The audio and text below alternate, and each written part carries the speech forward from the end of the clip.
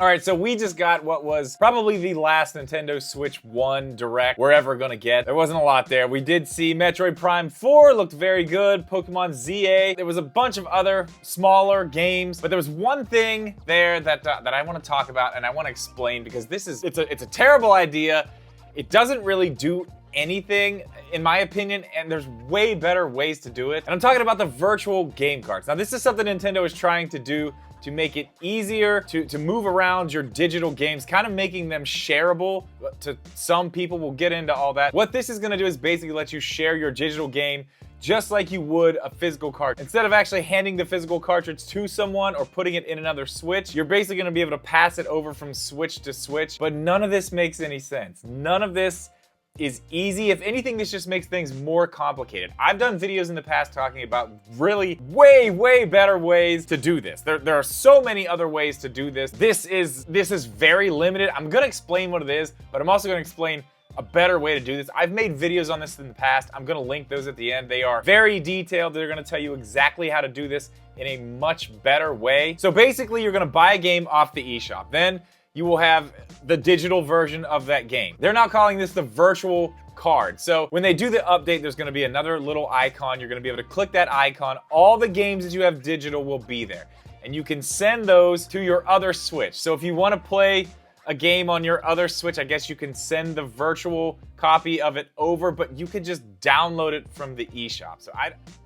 Okay, me from the future here. I just wanted to let you guys know as well, if you just want to completely get around this entire thing and just act like it doesn't exist, you can turn this completely off. When this update hits, you're gonna go to your system settings, then go to online license settings. You're just gonna turn that back on. Then that's gonna do the same thing it's always done, just go to the internet and check to see if it's on. So if you wanna do it that way, you can turn this off and just keep doing exactly what you've been doing. So I really don't understand, unless it's faster, if it's like instant and you don't have to download anything, okay, but I really don't see that happening. It could, I guess, but it's basically the same as going onto the eShop and just re-downloading it on your other Switch. You could very easily do that. So that part of it, I really don't understand. If anything, this may just be them more preparing for the all-digital future that's inevitable. I know you physical media collectors don't like to hear that, but that's basically what this is gonna be. If you have two systems, they're gonna make it easier to transfer back and forth, but again, download it off the eShop. It's not that difficult to do anyway.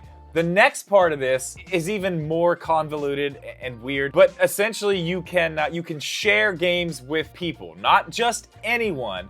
Now, you could share a physical game with anyone. This looks like it's limited to people in your family plan. So you can send the games back and forth from your Switch to your other Switch, 2 Switches, no more than that. But you can also share these with people in your family plan. You can't just share them with your friend down the street, and you can't share them with a friend you have that lives maybe in another state or far away, because you have to be in the same place to do this. They have to be connected to Wi-Fi. And when you do send those games over to the other person in your family group, they get to basically borrow it for 14 days, and then it goes back to your library. So what I'm gathering from this, and this is the biggest problem with this, is when you give someone else your game, it looks like you no longer have access to that game to play it. It's actually like taking the cartridge and giving it to your friend, and then it just comes back to you in 14 days. So you don't have the game anymore. So that's one downside to this. And I did look a little bit deeper into this.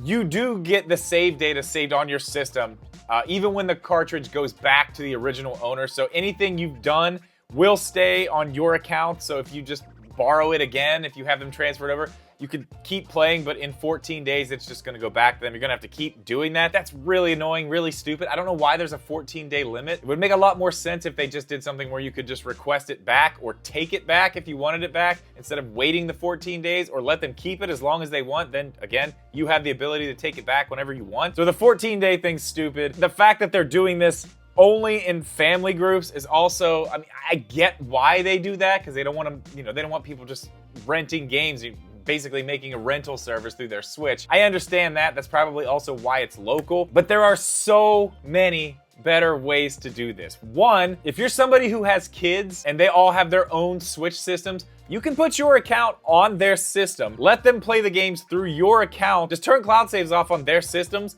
and it won't mess with any of your cloud data.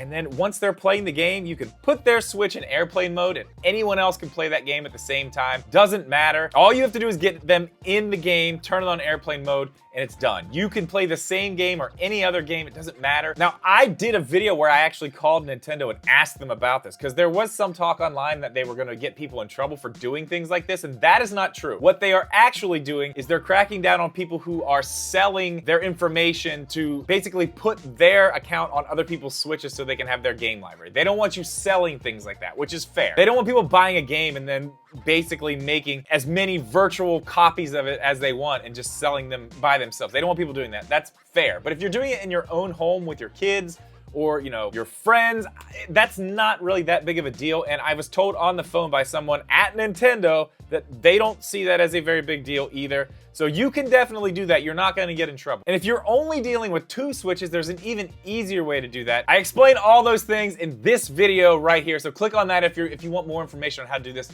a way better way, because this ain't it, Nintendo. The virtual game cards are just making this even more confusing than you've already made it. If you guys need help with this, right there's the video. Click on that. As always, thank you so much for watching this video. Please leave a like. Make sure you're subscribed.